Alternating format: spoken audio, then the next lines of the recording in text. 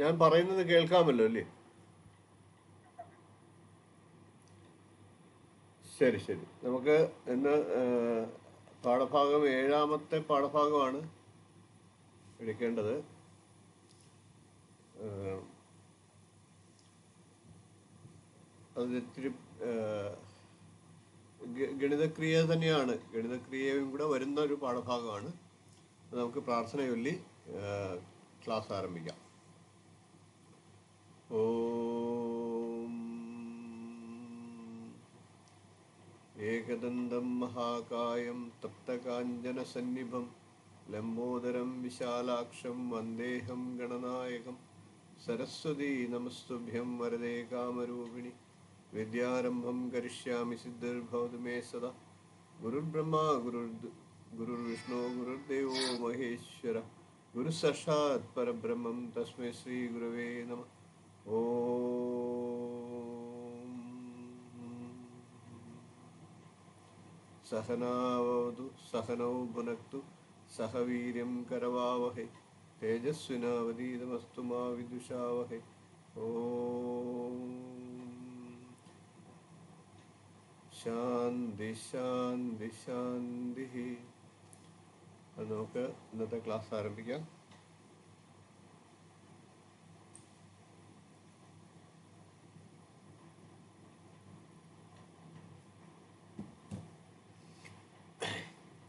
അപ്പോൾ ഇന്ന് നമ്മൾ ജ്യോതിഷ പ്രവേശികയുടെ, അതായത് ജാതകരചന എന്നുള്ള ഭാഗത്തിൽ ഏഴാമത്തെ പാഠഭാഗമാണ് ഇന്നെടുക്കുന്നത്. ഏഴാമത്തെ പാഠഭാഗം ചന്ദ്രക്രിയ, ചന്ദ്രാവസ്ഥ, ചന്ദ്രവേല എന്നീ കാര്യങ്ങൾ. അത് നമ്മൾ ഒരു ജാതകം നോക്കുമ്പോഴോ അല്ലെങ്കിൽ ഈ വർഷഫലം പറയുമ്പോഴോ ഒക്കെ ഡീറ്റെയിൽ ആയിട്ട് നമുക്ക് ഒരു ഫലത്തെ പ്രവചിക്കുന്നതിന് വേണ്ടിയിട്ട് സഹായിക്കുന്ന കാര്യങ്ങളാണ് ചന്ദ്രക്രിയ, ചന്ദ്രാവസ്ഥ, ചന്ദ്രവേല എന്നിവ.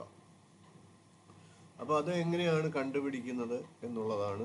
അതെന്താണ് ചന്ദ്രക്രിയ, ചന്ദ്രാവസ്ഥ, ചന്ദ്രവേല എന്നീ കാര്യങ്ങൾ എന്താണ്, അതെങ്ങനെ കണ്ടുപിടിക്കുന്നു എന്നുള്ളതാണ് ഇന്നത്തെ ക്ലാസ്സിൽ പറയുന്നത്. റെക്കോർഡിങ്. അപ്പം ഒരു കുട്ടിയുടെ ജനന സമയത്ത് സൂക്ഷ്മപ്പെടുത്തിയ ചന്ദ്രസ്ഫുടം നമ്മൾ ചന്ദ്രസ്ഫുടം എടുക്കുമല്ലോ.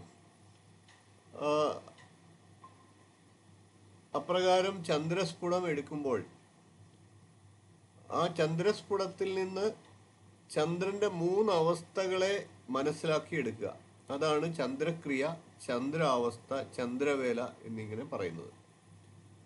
അപ്പോൾ ജനന സമയത്തിന് സൂക്ഷ്മപ്പെടുത്തിയെടുത്ത ചന്ദ്രസ്ഫുടത്തിലെ അതിൽ നിന്ന് രാശിസംഖ്യ, ചന്ദ്രസ്ഫുടത്തിലെ രാശിസംഖ്യ 30ൽ പെരുക്കി. അപ്പോൾ രാശിസംഖ്യ ഏത് രാശിയിലാണോ ആ രാശിസംഖ്യയെ 30ൽ പെരുക്കി. രാശിസംഖ്യ എന്ന് പറയുമ്പോൾ ഒരു രാശി എന്ന് പറയുന്നത് 30 ഡിഗ്രിയാണ്. അതുകൊണ്ടാണ് 30 കൊണ്ട് ഗുണിച്ച് അതിൽ ആ തീയതികൾ, ചന്ദ്രസ്ഫുടത്തിലെ തീയതികളൊക്കെ ചേർത്ത് അതിനെ 60 കൊണ്ട് ഗുണിച്ച് അതിൻ്റെ ഭാഗകല ഈ കാര്യങ്ങളൊക്കെ ചേർത്ത് കഴിയുമ്പോൾ ചന്ദ്രസ്ഫുടം നാഴിക കിട്ടും. അപ്പം ചന്ദ്രസ്ഫുടം നാഴിക, വിനാഴിക ഒറ്റ ഇതിൽ കിട്ടും. അതിനെ 800 കൊണ്ട് ഹരിച്ച്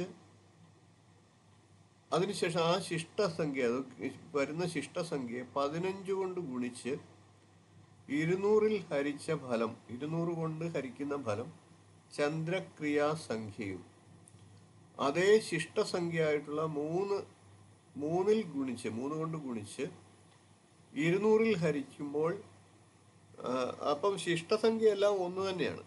ആദ്യത്തെ ക്രിയ കഴിയുമ്പോൾ അതിൽ നിന്ന് കിട്ടുന്ന ശിഷ്ടം കൊണ്ടാണ് ബാക്കി എല്ലാം കാണുന്നത്. ഹരിച്ച ഫലം ചന്ദ്രാവസ്ഥയും അതേ ശിഷ്ടസംഖ്യയെ 9 കൊണ്ട് ഗുണിച്ച് 200 കൊണ്ട് ഹരിക്കുമ്പോൾ കിട്ടുന്ന ഫലത്തെയാണ് ചന്ദ്രവേല സംഖ്യ ആകുന്നത്. അപ്പോൾ ഇത് ഇങ്ങനെ നിങ്ങൾക്ക് കേട്ടാൽ സ്വല്പം ബുദ്ധിമുട്ടുകൾ അതായത് മനസ്സിലാകണമെന്നില്ല. എന്നിരുന്നാലും ഞാനിത് പറഞ്ഞു പോകുന്നത് എന്താണ് ചന്ദ്രക്രിയ, ചന്ദ്രവേല, ചന്ദ്രാവസ്ഥ എന്നീ കണ്ടുപിടിക്കുന്നത് എങ്ങനെയാണെന്നും ഏകദേശം മനസ്സിലാകാൻ വേണ്ടിയിട്ടാണ്. അതിനുശേഷം ഞാനിത് കൃത്യമായിട്ട് അതിൻ്റെ ക്രിയ ചെയ്തുകൊണ്ടുള്ള വീഡിയോ നിങ്ങൾക്ക് അയച്ചു തരാം. അപ്പം ആ വീഡിയോ കാണുമ്പോൾ തീർച്ചയായിട്ടും മനസ്സിലാവും. അപ്പം കഴിഞ്ഞ പ്രാവശ്യങ്ങളിൽ ഞാനത് ആമുഖമായിട്ട് പറയുകയാണ്. കഴിഞ്ഞ പ്രാവശ്യങ്ങളിൽ ഞാൻ ഈ വീഡിയോ ചെയ്ത് അയച്ചു തരുമ്പോൾ ഞാനത് യൂട്യൂബിൽ അപ്ലോഡ് ചെയ്തേക്കുന്ന അൺലിസ്റ്റഡ് ആയിട്ടാണ്. അതൊന്ന് ആർക്കൊക്കെ അയച്ചു കൊടുക്കുന്നോ അവർക്ക് മാത്രമേ കാണാൻ പറ്റുകയുള്ളൂ ആ ലിസ്റ്റ്. അപ്പോൾ അങ്ങനെ അയച്ചു കൊടുക്കപ്പെടുമ്പോൾ അത് എത്ര പേര് കാണുന്നു, ആരൊക്കെ കാണുന്നു എന്നുള്ളത് എനിക്ക് മനസ്സിലാകുന്നുണ്ട്. അപ്പം പക്ഷേ നമ്മളെ ഈ ഒരു ബാച്ച് ഒരു വേണ്ട രീതിയിൽ എടുക്കുന്നില്ല. അത് ഞാൻ പറയാനിരിക്കുകയായിരുന്നു. 2-3 ദിവസത്തിനുള്ളിൽ വോയിസ് മെസ്സേജുകൾ വരും. നമുക്ക് ഈ ആക്റ്റീവായിട്ടുള്ളവരെ കാര്യമായിട്ട് ഇത് പഠനത്തിലേക്ക് കൊണ്ടുപോകുന്നതിനും ആക്റ്റീവ് അല്ലാത്തവരെ ഇതിൽ നിന്ന് മാറ്റുന്നതിനുമുള്ള വേണ്ട കാര്യങ്ങളൂടെ ചെയ്യേണ്ടിയിരിക്കുന്നു. അപ്പം എന്തായാലും ചന്ദ്രക്രിയ, ചന്ദ്രവേല, ചന്ദ്രാവസ്ഥ, ഈ ഫലപ്രവചനത്തിൽ നമുക്ക് ഡീറ്റെയിൽ ആയിട്ട് കാര്യങ്ങളിലേക്ക് പോകേണ്ട സന്ദർഭങ്ങളിൽ നമുക്ക് വേണ്ട ഒരു കാര്യമാണ് ഇത്, ചന്ദ്രൻ്റെ 3 അവസ്ഥകൾ. അപ്പം ഇതെങ്ങനെയാണ് ചെയ്യുന്നതെന്ന് ഉദാഹരണമായിട്ട് ഞാൻ പറഞ്ഞു പോകാം. 1152 ആണ്ട് വൃശ്ചിക മാസം 6-ാം തീയതിത്തെ ചന്ദ്രസ്ഫുടം ആണ് നമ്മൾ ഉദാഹരണമായിട്ടൊരു ഇത് തന്നേക്കുന്നത്. അത് 7 രാശി 1 ഡിഗ്രി 58 ഭാഗ എന്നുള്ളത്. അപ്പോൾ അതിലെ രാശി സംഖ്യ എന്നുള്ളത് 7 ആണ്. 7 രാശി എന്നുള്ളത്. ആ രാശി സംഖ്യയെ 30 കൊണ്ട് ഗുണിച്ചാൽ അപ്പം 7 × 30 210 കിട്ടും. അതിൽ തീയതി ചേർക്കുക. തീയതി എന്ന് പറയുന്നത് 1 ഡിഗ്രിയാണ്. 1 ഡിഗ്രിക്കാണ് നമ്മൾ ഈ തീയതി എന്ന് പറയുന്നത്. അപ്പോൾ 210 + 1 211 കിട്ടും. അപ്പോൾ അതിനെ 60 കൊണ്ട് ഗുണിക്കുമ്പോൾ 12,660 കിട്ടും. അപ്പോൾ അതിനോട് കൂടി 58 കല എന്നുള്ളത് കൂട്ടിയാൽ 12,718 എന്നുള്ളത് കിട്ടും. അത് അത്രയും നാഴികയാണ് ചന്ദ്രസ്ഫുടം. ചന്ദ്രസ്ഫുടം എന്നുള്ളത് രാശി, ഭാഗ, കല എല്ലാം കൂടെ ചേരുന്നതാണ്. ആ രാശി, ഭാഗ, കല, അതായത് 7 രാശി 1 ഭാഗ 58 കല എന്നുള്ളതിനെ നമ്മൾ പൂർണ്ണമായിട്ടും നാഴികയിലേക്ക് കൺവേർട്ട് ചെയ്തതാണ് ഈ പറഞ്ഞ കാര്യം. അപ്പം ഈ ഒരു ചന്ദ്രന്റെ സ്ഫുടത്തെ ചന്ദ്രന് രാശിചക്രത്തിൽ എത്രാമത്തെ നാഴികയിലാണ് നിൽക്കുന്നത് എന്നുള്ളതാണ് അവിടെ കണ്ടത്. അതായത് 12,718 നാഴികയിലാണ് നിൽക്കുന്നത്. ഇപ്പം നമ്മളൊരു ഉദാഹരണം പറഞ്ഞു കഴിഞ്ഞാൽ നമുക്ക് രാവിലെ 6 മണിക്ക് സൂര്യോദയം എന്ന് പറയുമ്പോൾ 10 മണി 12 മിനിറ്റ് എന്ന് നമ്മൾ പറയും. അതുമായിട്ടുള്ള ഗ്യാപ്പ് എത്ര മണിക്കൂറാണെന്നുള്ളത് നോക്കാം. അപ്പം 6 മണി മുതൽ 7, 8, 9, 10 10 മണി 12 മിനിറ്റ് എന്ന് കൂട്ടിക്കും. അപ്പം 4 മണിക്കൂറും 12 മിനിറ്റും. ഇതിനെ 60 കൊണ്ട് ഗുണിച്ച് കഴിയുമ്പോൾ അത് സെക്കൻഡിലേക്ക് കൺവേർട്ട് ചെയ്തെടുക്കാൻ പറ്റും. എന്ന് പറയുന്നത് പോലെ ചന്ദ്രൻ നിൽക്കുന്ന സ്ഫുടത്തെ നമ്മൾ അതിനെ നാഴികയാക്കിയതാണ് ഇപ്പം പറഞ്ഞ ക്രിയ. അതായത് കൊല്ലവർഷം 1152 ആണ്ട് വൃശ്ചിക മാസം 6-ാം തീയതി അന്നത്തെ ചന്ദ്രസ്ഫുടം 7 രാശി 1 ഡിഗ്രി 58 ഭാഗയാണ് എങ്കിൽ അതിനെ നമ്മൾ നാഴിക വിനാഴിക എങ്ങനെ ആക്കിയതാണ് എന്നാണ് പറഞ്ഞത്. അപ്പോൾ 7 രാശി എന്നുള്ളത് 1 രാശി 30 ഡിഗ്രി ആയതുകൊണ്ട് തന്നെ അതിനെ 30 കൊണ്ട് ഗുണിച്ചു. അപ്പം നമുക്ക് 210 കിട്ടി. പിന്നെ 1 ഡിഗ്രി ആണ്. അപ്പോൾ ആ 1 ഡിഗ്രി എന്നുള്ളത് 210 കൂടെ കൂട്ടിയപ്പോൾ 211 അപ്പോൾ അതിനെ നമ്മൾ പിന്നെ നാഴികയിലേക്ക് കൺവേർട്ട് ചെയ്തെടുക്കണമല്ലോ. അപ്പോൾ അതുകൊണ്ടാണ് 60 കൊണ്ട് ഗുണിക്കുന്നത്. 60 കൊണ്ട് ഗുണിക്കുമ്പോൾ 12,660 കിട്ടി. അപ്പം ഓൾറെഡി അതിനകത്തൊരു കലയുണ്ട്. 58 കല എന്നുള്ള അവിടെ ബാക്കിയുണ്ട്. ആ 58 കൂടി ഇതിനോട് കൂട്ടുമ്പോഴാണ് പൂർണ്ണമായിട്ടുള്ള നാഴിക കിട്ടുന്നത്. അതായത് 12,718 നാഴികയാണ് അന്ന് ചന്ദ്രൻ. ആ നാഴികയിലാണ് ചന്ദ്രൻ നിൽക്കുന്നത്. അപ്പോൾ ഇത് വെച്ചിട്ടാണ് നമ്മൾ ഇനി അങ്ങോട്ട് ക്രിയകൾ ചെയ്യേണ്ടത്. അപ്പോൾ ഈ 12,718 800 കൊണ്ട് ഹരിക്കുമ്പോൾ ശിഷ്ടസംഖ്യ കിട്ടുന്നത്, ശിഷ്ടമാണ് കിട്ടുന്നത് 718.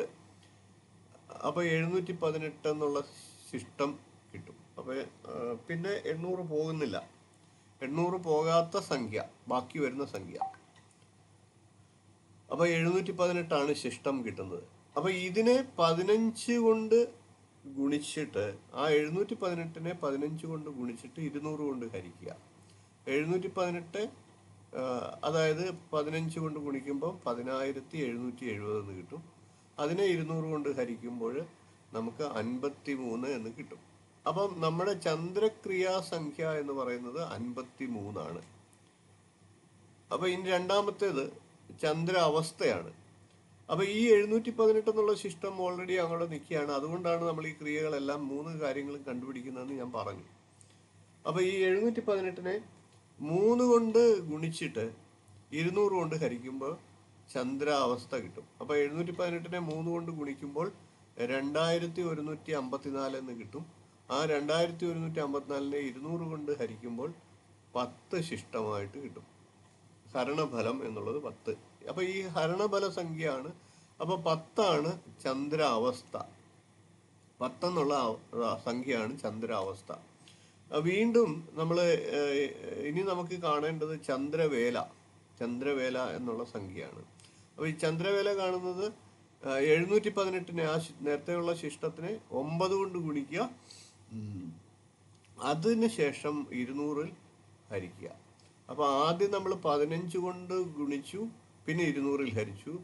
രണ്ടാമത് ചന്ദ്രാവസ്ഥയ്ക്ക് 3 കൊണ്ട് ഗുണിച്ചു, 200 കൊണ്ട് ഹരിച്ചു. മൂന്നാമത്തെ ചന്ദ്രവേലാ സംഖ്യയ്ക്ക് 9 കൊണ്ട് ഗുണിച്ചിട്ട് 200 കൊണ്ട് ഹരിക്കുക. അപ്പോൾ 718 9 കൊണ്ട് ഗുണിക്കുമ്പോൾ 6462 എന്ന് കിട്ടും. അപ്പോൾ 6462 200 കൊണ്ട് ഹരിച്ചു കഴിയുമ്പോൾ ഹരണഫലം എന്നുള്ളത് 32. അപ്പം നമ്മുടെ ചന്ദ്രവേല സംഖ്യ എന്നുള്ളത് 32. അപ്പോൾ ആദ്യത്തേത് ചന്ദ്രക്രിയാ സംഖ്യ 53. ചന്ദ്ര അവസ്ഥ സംഖ്യ 10. ചന്ദ്രവേല സംഖ്യ 32. അപ്പോൾ ഇത് വെച്ചിട്ടാണ് നമ്മളുടെ ഫലം കണ്ടുപിടിക്കുന്നത്. അപ്പം അതിന് ഒരു ചാർട്ടുണ്ട്. അപ്പോൾ ഈ സംഖ്യ അനുസരിച്ച് ചന്ദ്രക്രിയ, ചന്ദ്രാവസ്ഥ, ചന്ദ്രവേല, ഈ വാക്യങ്ങൾ അത് വാക്യങ്ങളാണ്. വാക്യങ്ങൾ എന്ന് പറഞ്ഞു കഴിഞ്ഞാൽ നമ്മൾ ഇപ്പം ചില ഇതിലൊക്കെ നിങ്ങൾ കണ്ടിട്ടുണ്ടാകും, കുറേ കോളങ്ങൾ കൊടുത്തിട്ട് അതിൽ തൊടുകുറി ശാസ്ത്രം എന്നൊക്കെ പറഞ്ഞിട്ട് കൊടുത്തിട്ടുണ്ടാവുമല്ലോ. അപ്പോൾ അതിനകത്തൊക്കെ ഓരോ കാര്യങ്ങൾ എഴുതി വെച്ചിട്ടുണ്ട്. അപ്പം നമ്മൾ തൊടുന്നത് ഏതാണോ അതാണ് ഫലം എന്ന് പറഞ്ഞ പോലെ ഈ ചന്ദ്രക്രിയ, ചന്ദ്രവേല, ഈ സംഖ്യകൾ, ആ സംഖ്യകൾക്ക് ഒരു വാക്യമുണ്ട്. ആ വാക്യമാണ് ആ വ്യക്തിയുടെ ഫലം. അപ്പം നമുക്ക് ഇപ്പം ആദ്യത്തേത് 53 ചന്ദ്രക്രിയാവാക്യം. അപ്പം 53 ഇപ്പം നോട്ട് ഞാൻ ഇന്നാണ് തന്നേക്കുന്നത്. നിങ്ങൾക്കത് ആ നോട്ട് ഒന്ന് വായിച്ചു നോക്കി കഴിയുമ്പോൾ അത് മനസ്സിലാവും.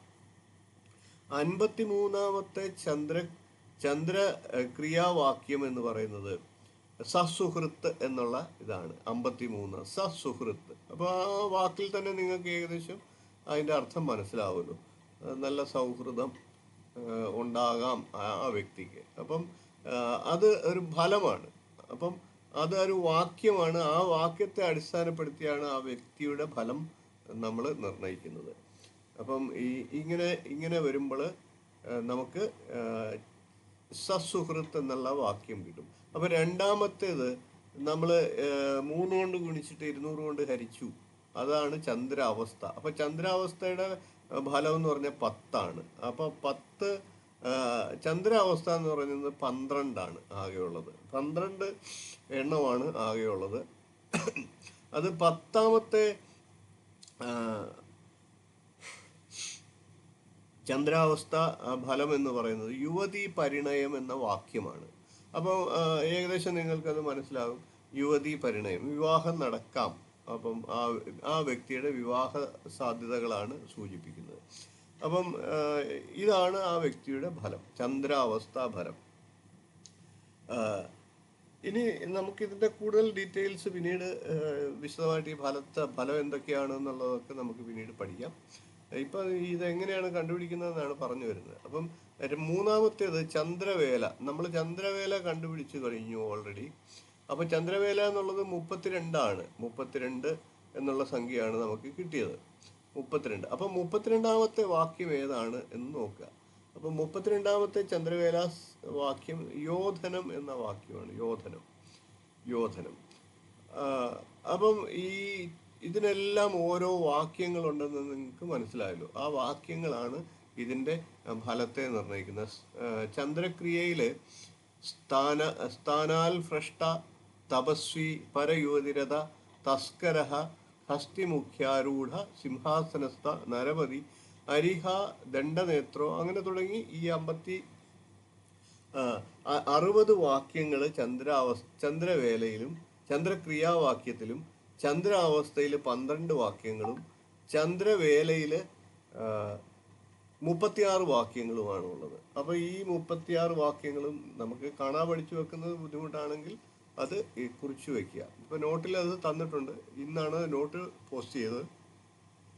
അപ്പൊ ഇത്രയും കാര്യങ്ങൾ നിങ്ങൾ അത് മനസ്സിലാക്കുക. എന്താണ് ചന്ദ്രക്രിയ, ചന്ദ്രാവസ്ഥ, ചന്ദ്രവേല. അപ്പൊ ഇതിനെല്ലാം ഓരോ വാക്യങ്ങളുണ്ട്. ആ വാക്യങ്ങൾ ഏത് വാക്യമാണോ കിട്ടുന്നത് ആ വാക്യമാണ് ആ വ്യക്തിയുടെ ഫലം. അപ്പം ചന്ദ്രക്രിയ, ചന്ദ്രാവസ്ഥ, ചന്ദ്രവേല എന്നീ 3 ചന്ദ്രന്റെ അവസ്ഥകളെ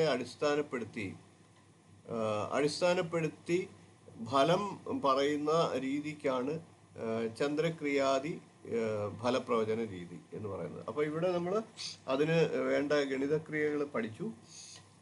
ആ ഗണിതക്രിയകൾ പ്രകാരം നമ്മൾ ചന്ദ്രാവസ്ഥയുടെയും ചന്ദ്രവേലയുടെയും ചന്ദ്രക്രിയയുടെയും സംഖ്യ കണ്ടിട്ട് ആ സംഖ്യയ്ക്ക് ഒരു വാക്യമുണ്ട്. ആ വാക്യമാണ് ഫലം. അപ്പോൾ അത് ഇത്രയും നമ്മളിപ്പം പഠിച്ചു. അതിൻ്റെ വീഡിയോ ഞാൻ ഷെയർ ചെയ്യുക. അത് ക്രിയകൾ ചെയ്യുന്നതിൻ്റെ ലൈവായിട്ടുള്ള വീഡിയോ ഷെയർ ചെയ്യുക. അന്നേരം കൂടുതൽ മനസ്സിലാവും. ഈ കാര്യങ്ങളൊക്കെ ഗണിതങ്ങളൊക്കെ നമുക്ക് പിന്നീട് കൂടുതൽ വിശദമായിട്ട് പഠിക്കാം. ആദ്യം നിങ്ങളിത് ഒരു ഒഴുക്കിന് പഠിച്ചു പോവുക. അതിനുശേഷം ഡീറ്റെയിൽ ആയിട്ട് പിന്നീട് നമുക്ക് പഠിക്കാം. അപ്പോൾ നമ്മളിന്ന് പഠിക്കുന്ന പാഠഭാഗം എന്ന് പറഞ്ഞാൽ 7ാമത്തെ പാഠഭാഗമാണ്. 7ാമത്തെ പാഠഭാഗത്തിൽ പിന്നീട് കൊടുത്തിരിക്കുന്നത് ചന്ദ്രക്രിയ, ചന്ദ്രാവസ്ഥ, ചന്ദ്രവേല. അപ്പം ഞാൻ ഈ പാഠഭാഗം തയ്യാറാക്കുമ്പം എല്ലാ പാഠഭാഗത്തിലും നമ്മൾ ഒരു ഗണിതം ഉൾപ്പെടുത്തിയേക്കുന്നത് എന്ന് പറഞ്ഞു കഴിഞ്ഞാൽ എല്ലാ ഗണിതവും കൂടെ ഒന്നിച്ച് പഠിപ്പിക്കാതെ ഗണിതം കുറേശ്ശെ ആയിട്ട് നിങ്ങൾക്ക് പറഞ്ഞു തരിക എന്നുള്ള ഉദ്ദേശത്തിലാണ്. അപ്പോൾ ഇനിയും പാഠഭാഗത്തിൽ ബാക്കിയുള്ളതെന്ന് പറഞ്ഞു കഴിഞ്ഞാൽ ദശാഫലങ്ങളെ കുറിച്ചാണ് പറയുന്നത്. അപ്പോൾ സൂര്യദശ. അപ്പോൾ ദശാഫലം പറയുമ്പോൾ നമുക്ക് ഏതൊക്കെ ദശകളാണ് ഒരു വ്യക്തിക്ക് ഉണ്ടാകുക, ഏതൊക്കെ നക്ഷത്രക്കാർക്ക് ഏതൊക്കെ ദശാകാലങ്ങളാണ് കിട്ടുക, ആദ്യത്തെ ദശാകാലം ഏതൊക്കെയാണ് എന്നൊക്കെ നമ്മൾ പഠിച്ചു വെക്കണം. അപ്പം പൊതുവായിട്ട് കേരളീയ ആചാരപ്രകാരം അല്ലെങ്കിൽ കേരളീയ ജ്യോതിശാസ്ത്ര പ്രകാരം നമ്മൾ എടുക്കുന്നത് വിംശോത്തരി ദശ എന്ന് പറയും. നമ്മൾ സാമാന്യ ദശ അല്ലെങ്കിൽ വിംശോത്തരി ദശ എന്ന് പറയും അതിന്. അപ്പോൾ ആ ദശാകാല സമ്പ്രദായത്തിൽ അശ്വതി, മകം, മൂലം എന്നീ നക്ഷത്രക്കാർക്ക് അവരുടെ ദശാകാലം ആരംഭിക്കുന്നത് കേതുർ ദശയിലാണ്. അപ്പൊ ഈ ദശാ സമ്പ്രദായം ആരംഭിക്കുന്നത് കേതുവിലാണ് എന്ന് നമുക്ക് പറയാം. കാരണം അശ്വതി 1ാമത്തെ നക്ഷത്രമാണല്ലോ. അപ്പൊ അതിന്റെ അനുജന്മ നക്ഷത്രങ്ങളായിട്ടുള്ള മകം, മൂലം എന്നീ നക്ഷത്രങ്ങൾക്കും അതേ പ്രകാരം തന്നെ കേതുർ ദശയാണ് ഉള്ളത്. അപ്പം അങ്ങനെ വരുമ്പോൾ കേതുർ ദശ എത്ര വർഷം ഉണ്ട് എന്നുള്ളത് നമുക്ക് മനസ്സിലാക്കണം. കേതുർ ദശ എന്ന് പറയുന്നത് 7 വർഷക്കാലമാണ്. അപ്പൊ ഈ 3 നക്ഷത്രക്കാർക്കും കേതുർ ദശ 7 വർഷക്കാലമാണ്. പിന്നെ അവരുടെ നക്ഷത്രത്തില് എത്ര ഭാഗയിലെത്തി, എത്ര കടന്നുപോയി എന്നുള്ളതിന്റെ അടിസ്ഥാനപ്പെടുത്തി ആ 7ൽ കുറവ് വരാം. അപ്പം ഏകദേശം 2ാം പാദം, ഇപ്പൊ അശ്വതി നക്ഷത്രത്തിന്റെ 2ാം പാദം തീരുന്ന അല്ലെങ്കിൽ 3ാം പാദത്തിന്റെ തുടക്കമാണെങ്കിൽ പകുതി നഷ്ടപ്പെട്ടു പോകും. നക്ഷത്രത്തിന്റെ പകുതി നഷ്ടപ്പെട്ടു എന്ന് നമുക്ക് മനസ്സിലാകും. അങ്ങനെ വരുമ്പോൾ ആ നക്ഷത്രത്തിന്റെ പകുതി ദശാകാലം നഷ്ടപ്പെട്ടു. കേതുർ ദശയുടെ പകുതി ദശാകാലം നഷ്ടപ്പെട്ടു. അപ്പോൾ 7 വർഷം എന്നുള്ളത് 3.5 വർഷം എന്നുള്ളതായിട്ട് ചുരുങ്ങും. അപ്പം 3.5 എന്നുള്ളത് ചിലപ്പോൾ അത് സമയത്തിൻ്റെ മാറ്റം അനുസരിച്ച് അങ്ങോട്ടും ഇങ്ങോട്ടൊക്കെ മാറും. അപ്പോൾ കേതുർദശയാണ് ഈ അശ്വതി മുതൽ ഉള്ള ആദ്യത്തെ ദശാകാലം. അതിനുശേഷം 20 വർഷക്കാലം ശുക്രദശയാണ്. അതിനുശേഷം 6 വർഷക്കാലം സൂര്യദശയാണ്. 10 വർഷക്കാലം ചന്ദ്രദശയാണ്. പിന്നീട് 7 വർഷക്കാലം ചൊവ്വാദശയാണ്. അതിനുശേഷം 18 വർഷക്കാലം രാഹുർദശയാണ്. അതിനുശേഷം വ്യാഴദശ 16 വർഷമാണ്. അതിനുശേഷം 19 വർഷക്കാലം ശനിദശയാണ്. അതിനുശേഷം 17 വർഷക്കാലം ബുധദശാകാലമാണ്. അപ്പം ഇങ്ങനെയാണ് വീണ്ടും ദശ വീണ്ടും റൊട്ടേറ്റ് ചെയ്യുക. അപ്പം ഇത് 120 വയസ്സ് എന്നുള്ള ഇതിലാണ്. അപ്പം ഒരു വ്യക്തി 120 വയസ്സ്, നമുക്ക് ഒരു ഉദാഹരണം പറഞ്ഞു കഴിഞ്ഞാൽ കേതുർദശയിൽ ജനിക്കുന്ന ഒരു വ്യക്തിക്ക് ഇപ്പോൾ ഒരു ഉദാഹരണത്തിൽ 3 വർഷമാണ് കേതുർദശ കിട്ടുന്നത് ജന്മം. അപ്പോൾ അങ്ങനെ വരുമ്പോൾ എല്ലാ ദശാകാലങ്ങളും ഒരു റൗണ്ട് പൂർത്തിയായി അയാൾ 117 വയസ്സിനപ്പുറത്തേക്ക് കടന്നു പോവുകയാണെങ്കിൽ നമുക്ക് അത് അസ്വാഭാവികമാണ്. എന്നാൽ കുറേ അധികം ആൾക്കാർ ഇതിലപ്പുറം വയസ്സിലേക്ക് പോയിട്ടുണ്ട് എന്നുള്ളത് നമുക്കറിയാം. അപ്പം 117 അപ്പുറത്തേക്ക് കടന്നു പോകുമ്പോൾ വീണ്ടും കേതുർദശയിലേക്ക് കടക്കുക. അപ്പം 117 കഴിഞ്ഞ് 120 വയസ്സും കഴിയുമ്പം ആ വ്യക്തി പിന്നെയും കേതുർദശയുടെ പൂർത്തിയായി കഴിയുമ്പോൾ പിന്നെയും ശുക്രദശയിലേക്ക് കടക്കും. അങ്ങനെ എത്ര വയസ്സുണ്ടോ ആയുസ് അതിനനുസരിച്ച് ആ വ്യക്തിക്ക് ദശാകാലം കിട്ടിയിരിക്കും. അപ്പം ഇങ്ങനെയാണ് ദശാകാലത്തിൻ്റെ സമ്പ്രദായം. അപ്പോൾ നമ്മൾ കണക്കാക്കുന്ന വിംശോത്തരി ദശയാണ്. വിംശോത്തരി ദശയുടെ ദശാകാലം ഇത്രയൊക്കെ വർഷങ്ങളാണ് കിട്ടുന്നത്. ആ വർഷങ്ങൾ അത് അറിഞ്ഞിരിക്കുന്നതിന് ഒരു മലയാള ഭാഷാ ശ്ലോകമുണ്ട്. കേതുവിന് 7 ശുക്രൻ 20, കേതുവിന് 7 ശുക്രൻ 20 എന്ന് ഓർത്തിരിക്കുക. അതിനുശേഷം ആദിത്യൻ 6, ശശിവത്ത് 7, ചൊവ്വ 18, പാമ്പ് 16, ബൃഹസ്പതിക്ക് 19, ശനി ബുധന് 17. അപ്പം ഇങ്ങനെ ഒരു ശ്ലോകം പോലെ ഇതിനെ കാണാതെ പഠിച്ചു വെക്കാം. അപ്പം കേതുവിന് 7 ശുക്രൻ 20,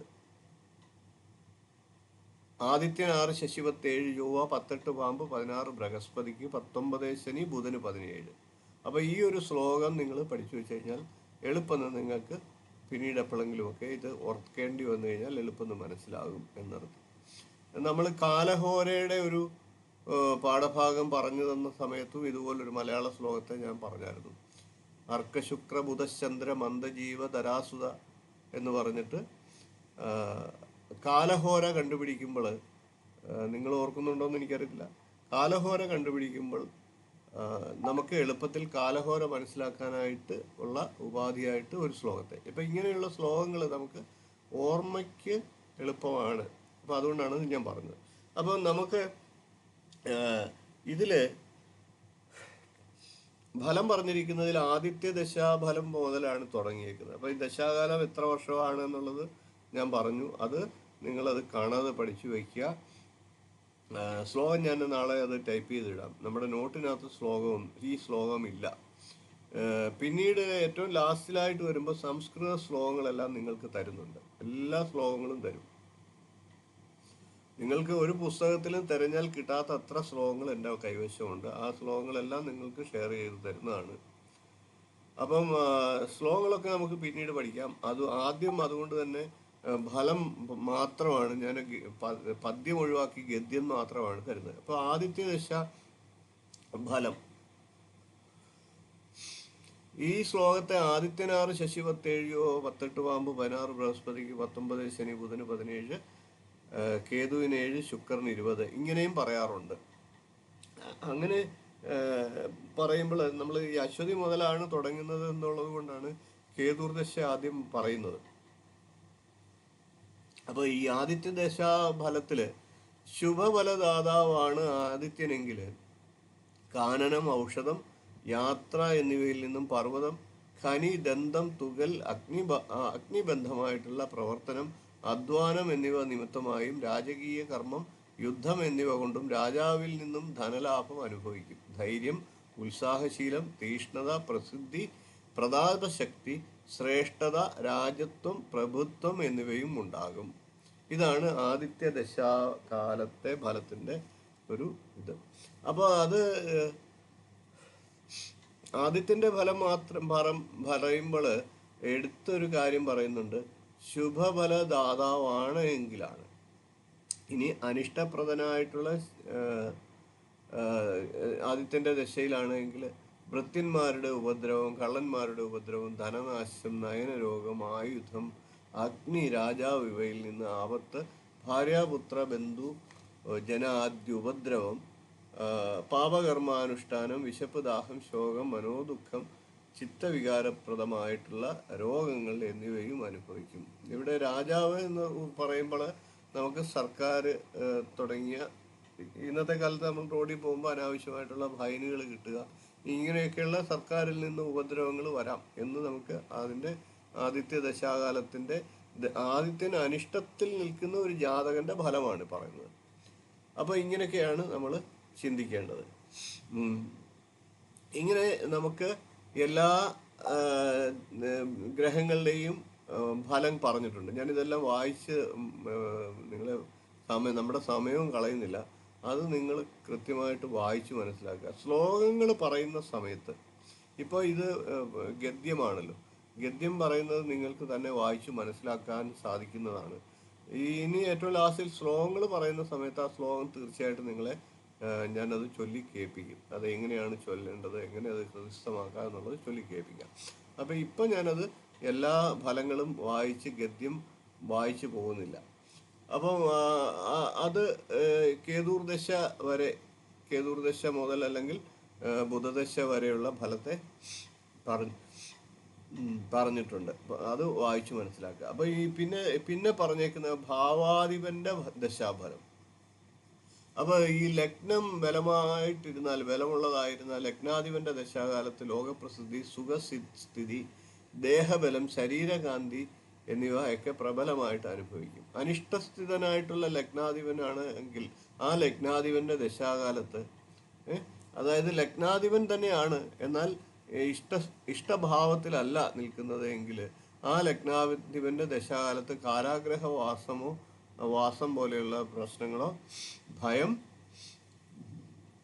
വ്യാധി, സ്ഥാനഭ്രംശം, ആപത്ത് എന്നിവയ്ക്ക് അനുഭവിക്കാൻ സാധ്യതയുണ്ട്. അപ്പം അത് ലഗ്നാധിപനാണെങ്കിൽ പോലും അനിഷ്ടസ്ഥാനത്ത് നിൽക്കുകയാണെങ്കിൽ ഇങ്ങനെയൊക്കെയുള്ള ഇത് അനുഭവിക്കാം.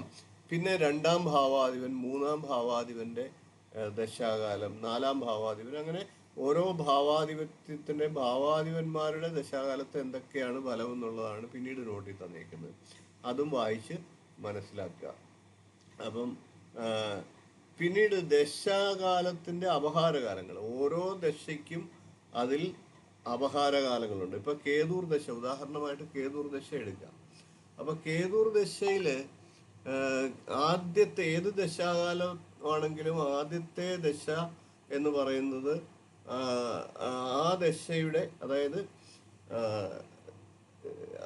ആ ദശാനാഥന്റെ തന്നെ അപഹാരമായിരിക്കും. പിന്നീട് അതിന്റെ ക്രമത്തിലാണ് വരുന്നത്. ക്രമത്തിൽ എന്ന് പറഞ്ഞാൽ കേതുർദശ കഴിഞ്ഞാൽ, കേതുർദശയിൽ കേതുവിന്റെ അപഹാരം കഴിഞ്ഞാൽ സ്വാഭാവികമായിട്ടും അടുത്തത് എന്ന് പറയുന്ന ക്രമത്തിൽ ശുക്രനാണ്. ശുക്രന്റെ അപഹാരം വരും, പിന്നെ സൂര്യന്റെ അപഹാരം വരും, ചന്ദ്രന്റെ അപഹാരം വരും, ചൊവ്വയുടെ അപഹാരം വരും. ചൊവ്വയുടെ അപഹാരം കഴിഞ്ഞാൽ രാഹുവിന്റെ അപഹാരം കഴിയും, വ്യാഴത്തിന്റെ അപഹാരം വരും, ശനിയുടെ അപഹാരം വരും, ബുധന്റെ അപഹാരം വരും. അപ്പൊ ഇത്രയും 9 ഗ്രഹങ്ങൾക്കും ആ കേതുവിന്റെ ദശാകാലം എന്നുള്ള 7 വർഷം കൃത്യമായിട്ടല്ല വിഭജിച്ചു കൊടുക്കുന്നത്. അത് കൃത്യമായിട്ടൊന്നും ഞാൻ പറയാൻ കാരണം എല്ലാ ഗ്രഹങ്ങൾക്കും വിഭജിച്ചു കൊടുക്കുന്നു. അപ്പൊ കൃത്യമാണോ എന്ന് ചോദിച്ചു കഴിഞ്ഞാൽ കൃത്യമായിട്ട് വിഭജിച്ചു കൊടുക്കുന്നുണ്ട്. പക്ഷെ ഓരോ ഈ ഗ്രഹങ്ങൾക്കും പറഞ്ഞിട്ടുള്ള അവരവരുടെ ദശാകാലത്തിന് ആനുപാതികമായിട്ടാണ് അപഹാരം കൊടുക്കുന്നത്. അപ്പോൾ അതായത് ശുക്രൻ 20 വർഷം കിട്ടുന്നുണ്ട്, ശുക്രനായിരിക്കും അപഹാരത്തിലും അതിൽ കൂടുതലുള്ളത്. അപ്പോൾ അതിനൊക്കെ ഒരു ചാർട്ടുണ്ട്, നിങ്ങൾക്കത് പഠിച്ച് എളുപ്പം മനസ്സിലാക്കി വെക്കാം. പിന്നെ ഇപ്പോഴത്തെ കാലത്ത് ഇതൊന്നും എൻ്റെ ആവശ്യമില്ല. നമുക്ക് ഈ ദശാകാലം ഏതാണെന്ന് ആപ്ലിക്കേഷനിലൊക്കെ നോക്കിയാൽ മനസ്സിലാകും. പിന്നെ ഇതെല്ലാം നമ്മൾ ജാതക രചനയിൽ നമ്മൾ സ്വയം കണ്ടെത്തി തന്നെ എഴുതി പഠിക്കണം. എന്നുള്ളതാണ്. അപ്പോൾ ദശാകാലത്ത് അപഹാരകാൽ കാലങ്ങൾ കണ്ടുപിടിക്കാൻ ഞാൻ ചാർട്ട് അതിനകത്ത് നോട്ടിൽ കൊടുത്തിട്ടുണ്ട്. അപ്പം കേതുർദശയാണ്. കേതുർദശയിൽ ആദ്യത്തെ അപഹാരം എന്ന് പറയുന്നത് കേതുവിൻ്റെ അപഹാരമാണ്. അത് കേതുവിൻ്റെ അപഹാരം എന്ന് പറയുന്നത് 4 മാസവും 27 ദിവസമാണ്. കേതുർദശയിലെ കേതുവിൻ്റെ അപഹാരം എന്ന് പറയുന്നത് 4 മാസവും 27 ദിവസമാണ്. അപ്പം ഒരു കുട്ടിക്ക് ഇപ്പം കേതുർദശയാണ്, കേതുർദശ ഇന്ന് മുതൽ തുടങ്ങുകയാണെന്ന് വിചാരിച്ചു. അപ്പം നമ്മുടെ അടുത്ത് വന്നിട്ട് കേതുർദശയിൽ കേതുവിൻ്റെ അപഹാരം എത്രയാണ് എന്നുള്ളത് നമ്മൾക്ക് കണ്ടുപിടിക്കണം. പഴയ കാലത്ത് ഇന്നത്തെ പോലെ ആപ്ലിക്കേഷൻ ഇല്ലാത്ത സമയത്ത് നമ്മൾ എഴുതി കൂട്ടി തന്നെയായിരുന്നു എടുത്തിരുന്നത്. അപ്പോൾ ഇന്നത്തെ ഡേറ്റിൽ നിന്ന്, അതായത് ഇന്ന് 29/8/2024 നിന്ന് 27 ദിവസവും 4 മാസവും കൂട്ടണം. അപ്പോൾ 27 ദിവസവും 4 മാസവും കൂട്ടുമ്പോൾ എന്ന് പറഞ്ഞു കഴിഞ്ഞാൽ ഈ മാസം 31 ദിവസം ഉള്ളത് കൊണ്ട് ഇനിയും 2 ദിവസങ്ങളുണ്ട്. 29, 30, 31 3 ദിവസം. അപ്പോൾ ഈ ബാക്കിയുള്ളത് 24 ദിവസം. അപ്പം ശരിക്കും പറഞ്ഞു കഴിഞ്ഞാൽ സെപ്റ്റംബർ, ഒക്ടോബർ, നവംബർ, ഡിസംബർ കഴിഞ്ഞിട്ട് ജനുവരി 24 വരെ കേതുർദശയിൽ കേതുവിൻ്റെ അപഹാരം ആ കുട്ടിക്കുണ്ട് എന്ന് നമുക്ക് പറയാം. അപ്പോൾ അങ്ങനെ ഓരോ അപഹാരവും കണ്ടുപിടിക്കുക. ശുക്രൻ്റെ അപഹാരം കേതുർദശയിൽ ശുക്രന് 1 വർഷവും 2 മാസവും ഉണ്ട്. സൂര്യന് 0 വർഷവും 4 മാസവും 6 ദിവസവുമാണുള്ളത്. ചന്ദ്രന് 7 മാസമാണ്, കൃത്യമായിട്ട് ദിവസമൊന്നുമില്ല. ചൊവ്വയ്ക്ക് 4 മാസവും 27 ദിവസവുമാണുള്ളത്.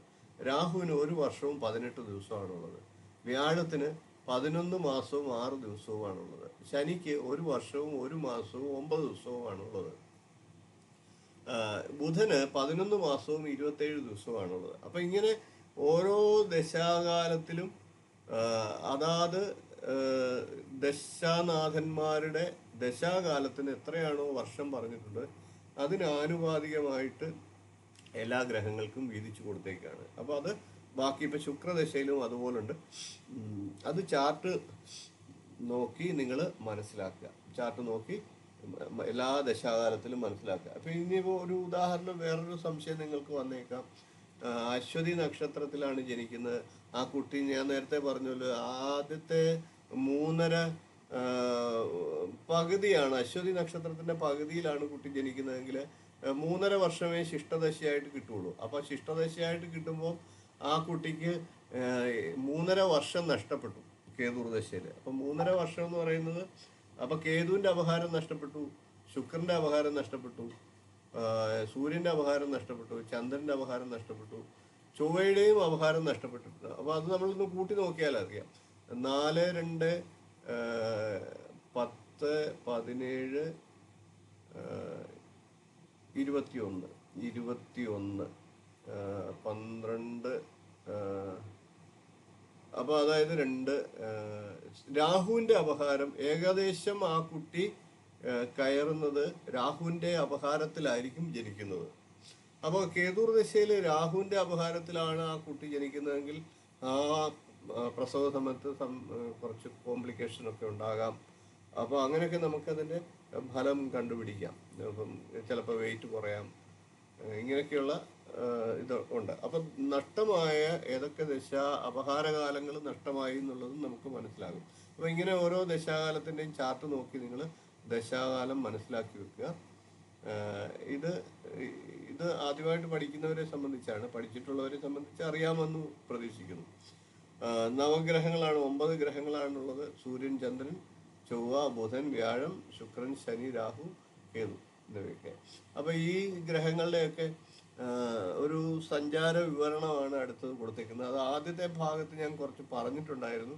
എന്നാലും വീണ്ടും ഇത് ആവർത്തിച്ചതെന്ന് പറഞ്ഞു കഴിഞ്ഞാൽ ഒന്നുകൂടെ അത് മനസ്സിലാക്കാൻ വേണ്ടിയിട്ടാണ്. അപ്പം അത് നിങ്ങൾ തന്നെ മനസ്സിലാക്കി എടുക്കുക. ഈ 9 ഗ്രഹങ്ങളാണ്. സൂര്യൻ സ്ഥിരമായിട്ട് ഒരിടത്ത് നിൽക്കുകയാണ്. അത് ഒരു മാസക്കാലമാണ്. സൂര്യനെ കൊണ്ടാണ് നമ്മൾ മാസഗണന നിശ്ചയിക്കുന്നത്. സൂര്യൻ ഒരു രാശിയിൽ നിൽക്കുന്നതിനെയാണ് ആ മാസം എന്ന് നമ്മൾ മലയാളത്തിൽ പറയുന്നത്. അപ്പോൾ സൂര്യൻ ചിങ്ങം രാശിയിൽ നിൽക്കുകയാണെങ്കിൽ ചിങ്ങമാസം, കന്നിരാശിയിൽ നിൽക്കുകയാണെങ്കിൽ കന്നിമാസം, അങ്ങനെയാണ്. അതേപോലെ തന്നെ ചന്ദ്രന് 354 ദിവസം കൊണ്ട് സൂര്യനെ ഒരു തവണ പ്രദക്ഷിണം ചെയ്യുന്നു. ചന്ദ്രനാണ് ഭൂമിയുടെ ഏറ്റവും അടുത്ത ഗ്രഹം. 2.25 ദിവസം കൊണ്ടാണ് ചന്ദ്രൻ ഓരോ രാശിയും കടന്നു പോകുന്നത്.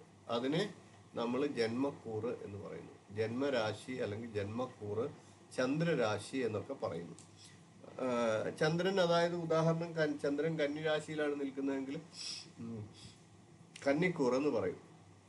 തുലാം രാശിയിലാണ് നിൽക്കുന്നതെങ്കിൽ തുലാക്കൂർ എന്ന് പറയും. അപ്പം അങ്ങനെ 12 രാശികളിൽ ചന്ദ്രന് ഏതൊക്കെയാണ് സുക്ഷേത്രം, ഇതൊക്കെ നമ്മൾ പഠിച്ചു കഴിഞ്ഞു. അതേപോലെ ചൊവ്വ പ്രദക്ഷിണം ചെയ്യുന്നത് 548 ദിവസം കൊണ്ട് 587 ദിവസം കൊണ്ടാണ് ചൊവ്വ ഒരു പ്രാവശ്യം സൂര്യനെ പ്രദക്ഷിണം ചെയ്യുന്നത്. എന്നിരുന്നാലും 548 ദിവസം അല്ലെങ്കിൽ 1.5 വർഷം എന്നാണ് ഏകദേശം കണക്കാക്കുന്നത്. 1.5 മാസമാണ് ചൊവ്വയുടെ ശരാശരി ഒരു രാശിയിൽ നിൽക്കുന്നത്. ശരാശരി എന്നേ പറയാൻ പാടുള്ളൂ. കാര്യം ഓരോ രാശിക്കും അതിൻ്റെ രാശി സ്വരൂപം വ്യത്യസ്തമാണ്. ഞാൻ പറഞ്ഞ അത് നമ്മൾ പറഞ്ഞിട്ടുണ്ടല്ലോ, 5 നാഴികയാണ് ഒരു രാശിയുടെ വലിപ്പമെങ്കിൽ ആ 5 നാഴിക തന്നെയല്ല, ചില രാശിക്ക് കുറവുമുണ്ട്, ചില രാശിക്ക് കൂടുതലുണ്ട്. അതിന് അത് വ്യത്യാസമുണ്ട്. അത് നമ്മൾ നേരത്തെ പഠിച്ചിട്ടുള്ളതാണ്. അപ്പം ചൊവ്വയുടെ സ്വക്ഷേത്രങ്ങൾ ഏതൊക്കെയാണ്, ഉച്ചരാശി ഏതൊക്കെയാണ്, നീചരാശി ഏതൊക്കെയാണെന്നൊക്കെ പഠിച്ചു. അതേപോലെ തന്നെ ബുധൻ 88 ദിവസം കൊണ്ടാണ് സൂര്യനെ ഒരു പ്രാവശ്യം പ്രദക്ഷിണം ചെയ്യുന്നത്. ബുധൻ ഏകദേശം 1 മാസമാണ് ഒരു രാശിയിൽ നിൽക്കുന്നത്. അപ്പോൾ ഏതൊക്കെയാണ് ബുധൻ്റെ ദശാകാലം എത്രയുണ്ടെന്ന് മനസ്സിലാക്കുക, ബുധൻ്റെ രാശികൾ ഏതൊക്കെയാണെന്ന് മനസ്സിലാക്കുക, ബുധൻ്റെ ഉച്ചം നീചം ഇതൊക്കെ മനസ്സിലാക്കി വെക്കുക. പിന്നീട് വ്യാഴത്തിനെ കുറിച്ച് പറയുകയാണെങ്കിൽ വ്യാഴം 11 വർഷവും 10 മാസവും 12 ദിവസവും കൊണ്ടാണ് ഒരു പ്രാവശ്യം സൂര്യനെ പ്രദക്ഷിണം ചെയ്യുന്നത്. അപ്പോൾ ഒരു ജ്യോതിശക്രത്തിൽ, അതായത് രാശിചക്രത്തിൽ വ്യാഴം ഒരു പ്രാവശ്യം ചുറ്റി വരണമെങ്കിൽ ഏകദേശം 12 വർഷമാണ് എന്നാണ് സാമാന്യമായി കണക്കാക്കുന്നത്. അപ്പം വ്യാഴം അതുകൊണ്ട് തന്നെ 12 രാശികളായതുകൊണ്ട് തന്നെ വ്യാഴം ഒരു വർഷം ഏകദേശം 1 വർഷം കൊണ്ടാണ് ഒരു രാശി കടക്കുന്നത് എന്ന് പറയാം. അപ്പം വ്യാഴത്തിൻ്റെ ക്ഷേത്രങ്ങൾ ഏതൊക്കെയാണ് എന്നീ ഡീറ്റെയിൽസ് നമ്മൾ പഠിച്ചതാണ്. അത് നിങ്ങൾ മനസ്സിലാക്കി വെക്കുക. പിന്നീട് ശുക്രൻ അല്ലെങ്കിൽ ഭൃഗു എന്നുള്ള ഗ്രഹത്തെയാണ് ശുക്രൻ. ഈ ശുക്രന് സൂര്യനെ പ്രദക്ഷിണം ചെയ്യാൻ 225 ദിവസമാണ് വേണ്ടത്. ഒരു മാസക്കാലം ആണ് ഏകദേശം ഒരു രാശിയിൽ നിൽക്കുന്നത്. 12 രാശികൾ ഉള്ളതിൽ ഇടവം തുലാം തുടങ്ങിയ രാശികളാണ് ശുക്രൻ്റെ സ്വക്ഷേത്രങ്ങൾ. ഇതൊക്കെ നമ്മൾ പഠിച്ചതാണ്. അതൊക്കെ വീണ്ടും ഓർത്ത് മനസ്സിലാക്കി വെക്കുക. പിന്നെ ശനി അഥവാ മന്ദൻ എന്നുള്ള ഇത് സൂര്യപുത്രൻ എന്നൊക്കെ പറയുന്ന ശനിയാണ് അടുത്തത്. ഈ ശനി 29 വർഷവും 5 മാസവും അര മാസവും അല്ലെങ്കിൽ 5.5 മാസം എടുത്താണ് ഒരു പ്രാവശ്യം സൂര്യനെ ചുറ്റുന്നത്. അപ്പോൾ അത് 30 വർഷം, ഏകദേശം 30 വർഷം എന്നാണ് നമ്മുടെ കണക്ക്. 2.5 വർഷക്കാലമാണ് ശനി, ഏകദേശമാണ് 2.5 വർഷക്കാലം ശനി ഒരു രാശിയിൽ നിൽക്കുന്നു. അപ്പോൾ ഏറ്റവും കൂടുതൽ ഒരു രാശിയിൽ നിൽക്കുന്ന അല്ലെങ്കിൽ ഏറ്റവും കൂടുതൽ സമയമെടുത്ത് സൂര്യനെ ചുറ്റുന്നത് ഈ ശനിയാണ്. അപ്പോൾ അതുകൊണ്ടാണ് മന്ദൻ എന്ന് വിളിക്കുന്നത്. മന്ദൻ എന്ന് പറഞ്ഞാൽ പതുക്കെ സഞ്ചരിക്കുന്ന ആളെന്നർത്ഥം. പിന്നീട് രാഹുകേതുക്കളാണ്. രാഹുകേതുക്കൾ എന്നുള്ളത് തമോ ഗ്രഹങ്ങളാണ്. അപ്പോൾ അവർ പുറകോട്ടാണ് സഞ്ചരിക്കുന്നത്. ശനിമണ്ഡലത്തിനും വ്യാഴമണ്ഡലത്തിനും ഇടയിലായിട്ടാണ് രാഹു കേതുക്കളുടെ സ്ഥാനം കണക്കാക്കിയിരിക്കുന്നത്. സഞ്ചാര സമയവും ഗ്രഹപഥവും രാഹുകേതുക്കൾക്ക് 18 വർഷമാണ്. 18 വർഷം കൊണ്ടാണ് രാഹുകേതുക്കൾ സൂര്യനെ ഒരു തവണ പ്രദക്ഷിണം ചെയ്യുന്നത്. 1.5 വർഷക്കാലമാണ് രാഹുകേതുക്കൾ ഏകദേശം ഒരു രാശിയിൽ നിൽക്കുക. അപ്പം ഈ ഗ്രഹങ്ങൾ പരസ്പരം 7 രാശികളിലായിട്ടാണ് എല്ലായ്പ്പോഴും നിൽക്കുന്നത്. അതായത് ഒരു നേർരേഖയിൽ ബന്ധനത്തിൽ നിൽക്കുന്നത് പോലെ കൃത്യമായിട്ട് സഞ്ചരിക്കുകയാണ്. ഒരാൾ മുമ്പോട്ട് കയറിപ്പോവുക, ഒരാൾ പിന്നോട്ട് കയറിപ്പോവുക എന്നുള്ള ഇതില്ല. അതായത് ഇപ്പം നമ്മൾ ഒരു കമ്പിൽ അല്ലെങ്കിൽ ഒരു നേർരേഖയിൽ അങ്ങേയറ്റത്തും ഇങ്ങേയറ്റത്തും ബന്ധിപ്പിച്ചിരിക്കുന്നത് പോലെയാണ് അവർ സഞ്ചരിക്കുന്നത്. ഇതാണ് രാഹുകേതുക്കളുടെ സ്ഥിതി. ഏകദേശം 1.5 വർഷക്കാലം ഒരു രാശിയിൽ നിൽക്കുന്നു. 18 വർഷം കൊണ്ട് രാഹുകേതുക്കൾ ഒരു പ്രാവശ്യം സൂര്യനെ പ്രദക്ഷിണം ചെയ്യുന്നു. പിന്നീട് ഗുളികനാണ്. ഗുളികൻ്റെ സ്ഫുടം കാണേണ്ടതും ഗുളികൻ എങ്ങനെയാണെന്നുള്ളതൊക്കെ കഴിഞ്ഞ ക്ലാസ്സിൽ നമ്മൾ പഠിച്ചായിരുന്നു. അതിൻ്റെ വീഡിയോയും ഞാൻ ഷെയർ ചെയ്തായിരുന്നു. നിങ്ങൾ കണ്ടു കാണുമെന്ന് പ്രതീക്ഷിക്കുന്നു. ഗുളികൻ രാത്രിയും പകലുമായിട്ട് പ്രത്യേകം ഉദിക്കുന്ന ഗ്രഹങ്ങളാണ്. ചന്ദ്രനെ പോലെ അപ്പോൾ ഭൂമിയോടൊപ്പമാണ് ഈ ഗുളികൻ സഞ്ചരിക്കുന്നത്. അപ്പോൾ ഉദിക്കുക എവിടെ ഉദിക്കുന്നോ ആ ഉദിക്കുന്നതാണ് അന്നത്തെ ദിവസത്തെ എല്ലാ കുട്ടികളുടെയും ജാതകത്തിൽ ആ രാശിയിൽ തന്നെയാണ് എഴുതുന്നത്. അത് നമ്മൾ കഴിഞ്ഞ ആഴ്ച പഠിച്ചു. അത് വീണ്ടും ഒന്ന് മനസ്സിലാക്കി വെക്കുക. ഈ ഗ്രഹങ്ങൾ, രാശികൾ, ഗ്രഹങ്ങളുടെ ദിക്കുകൾ ഇതെല്ലാം നിങ്ങൾ മനസ്സിലാക്കി വെക്കുക. സൂര്യന് കിഴക്ക് ദിക്കാണ്. ശുക്രനാണ് തെക്ക് കിഴക്ക് ദിക്ക്. തെക്ക് കിഴക്ക് ദിക്കിന് അഗ്നികോൺ എന്നും പറയും. ചൊവ്വയ്ക്ക് തെക്ക് ദിക്ക്, ചൊവ്വയെ കുജൻ എന്ന് പറയും. രാഹുവിന് തെക്ക് പടിഞ്ഞാറ് അഥവാ നിരുതി കോൺ എന്ന് പറയും, കന്നിമൂല എന്ന് നമ്മൾ പറയുന്നത്. ശനിക്ക് പടിഞ്ഞാറ് ദിക്കും, ചന്ദ്രന് വടക്ക് പടിഞ്ഞാറ് ദിക്കും. വടക്ക് പടിഞ്ഞാറ് ദിക്കിനെ വായു കോൺ എന്ന് പറയും. ബുധന് വടക്ക് ദിക്കും, വ്യാഴത്തിന് വടക്ക് കിഴക്ക് ദിക്കും. അതിനെ ഈശാനകോൺ എന്ന് പറയും. ഈശാനകോൺ എന്നൊക്കെ പറയും. കേതുവിന് ഒരു ദിക്കും നിർദ്ദേശിച്ചിട്ടില്ല. അതായത് കേതുവിന് അദൃശ്യനാകയാൽ ഗണിതാൻ അദൃശ്യനാകയാൽ എന്നാണ് പറയുന്നത്. ഈ ഗണിതപരമായിട്ടുള്ള വിഷയങ്ങളും ഇങ്ങനെയുള്ള സ്ഥാനനിർണയങ്ങളിലും ഒന്നും കേതുവിനെ പരിഗണിച്ചിട്ടില്ല. കേതു അദൃശ്യമാണ് എന്നാണ് പറയുന്നത്. അതുകൊണ്ട് തന്നെ ദിക്ക് നിർണയിക്കുമ്പോൾ അഷ്ടദിക്കുകളിൽ ആധിപത്യം കേതുവിന് കൊടുത്തിട്ടില്ല. അപ്പൊ ഈ ദിക്കുകൾ, ഓരോ ഗ്രഹത്തിന്റെയും ദിക്കുകൾ നിങ്ങൾ മനസ്സിലാക്കി വെക്കുക. അത് സാധാരണയുള്ള ഇതിൽ നിന്ന് വ്യത്യസ്തമായിട്ടാണ് അതിന്റെ ഓർഡർ. സൂര്യൻ, ശുക്രൻ, ചൊവ്വ, രാഹു, ശനി, ചന്ദ്രൻ, ബുധൻ, വ്യാഴം എന്നിങ്ങനെയാണ് അതിന്റെ ഓർഡർ വന്നിട്ടുള്ളത്, ക്രമം വന്നിരിക്കുന്നത്. അപ്പൊ ഇനി ശുഭഗ്രഹങ്ങൾ, പാപഗ്രഹങ്ങൾ എന്നീ കാര്യങ്ങളാണ് നമ്മൾ മനസ്സിലാക്കേണ്ടത്. ശുഭഗ്രഹങ്ങൾ ഏതൊക്കെയാണെന്ന് മനസ്സിലാക്കുക. വ്യാഴം, ശുക്രൻ, ചന്ദ്രൻ, ബുധൻ എന്നിവ ശുഭഗ്രഹങ്ങളാണ്. സൂര്യൻ, ശനി, ചൊവ്വ, രാഹു, കേതു എന്നീ ഗ്രഹങ്ങൾ പാപഗ്രഹങ്ങളാണ്. അപ്പം പിന്നീട് ഒരു ക്ലോസ് പറയുന്നുണ്ട്, പാപഗ്രഹങ്ങളുടെ കൂടെ നിൽക്കുന്ന ബുധനും പാപഗ്രഹമായിട്ട് കണക്കാക്കണം. ബുധനെയും പാപഗ്രഹമായിട്ട് കണക്കാക്കണം. അതേപോലെ തന്നെ കൃഷ്ണപക്ഷത്തിലെ അഷ്ടമിക്ക് ശേഷമുള്ള ചന്ദ്രൻ, ആ ചന്ദ്രനും പാപഗ്രഹമാണ്. അതായത് ചന്ദ്രന് ബലക്കുറവുള്ള അവസ്ഥയിൽ ചന്ദ്രനും പാപഗ്രഹമായിട്ട് പരിഗണിക്കണം എന്നാണ് പറയുന്നത്. പിന്നീട് നമ്മൾ സ്ത്രീഗ്രഹങ്ങൾ, പുരുഷഗ്രഹങ്ങളൊക്കെ പഠിച്ചു കഴിഞ്ഞു. പുരുഷഗ്രഹങ്ങൾ ചൊവ്വ, വ്യാഴം, സൂര്യൻ, ഈ 3 ഗ്രഹങ്ങളാണ്. സ്ത്രീഗ്രഹങ്ങൾ ശുക്രൻ, ചന്ദ്രൻ, രാഹു എന്നീ 3 ഗ്രഹങ്ങളാണ്. ഇതിലൊന്നും പെടാത്ത 3 ഗ്രഹങ്ങളുമുണ്ട്. ബുധൻ, ശനി, കേതു. ഇത് 3 നപുംസക ഗ്രഹങ്ങളാണ്, ആണും പെണ്ണും അല്ലാത്ത ഇത്.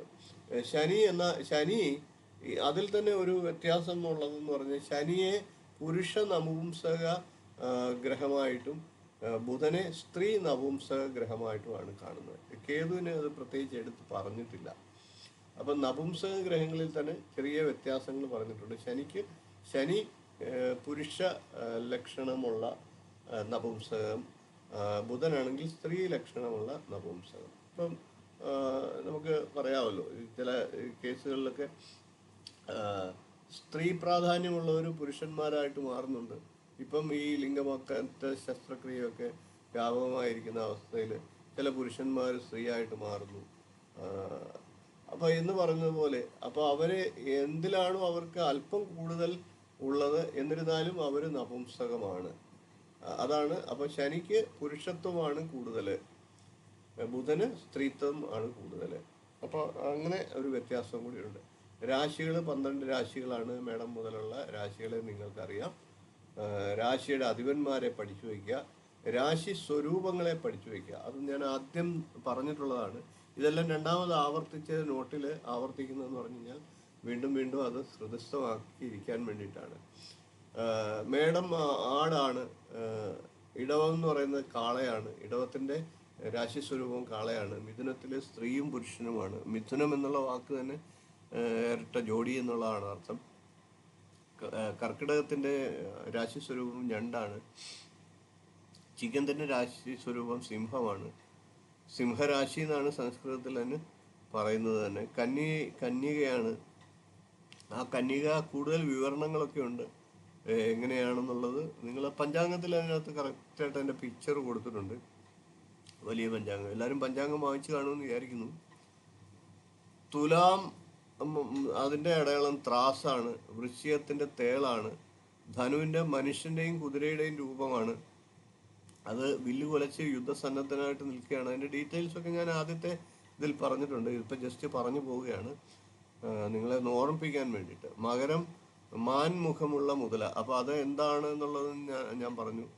മാനിനെയൊട്ട് പിടിച്ചുമില്ല, മുതലയ്ക്ക് മാനിനെ കിട്ടിയിട്ടുമില്ല, മുതലയ്ക്കൊട്ട് മാനിനൊട്ട് രക്ഷപ്പെടാനും പറ്റിയിട്ടില്ലാത്ത ഒരു സംഘർഷാവസ്ഥയിൽ നിൽക്കുന്ന രാശിക്കാണ് ഈ മകരൻ രാശി എന്ന് പറയുന്നത്. അപ്പോൾ മാൻ നിൽക്കുന്നത് കരയിലുമാണ്, മുതല നിൽക്കുന്നത് വെള്ളത്തിലാണ്.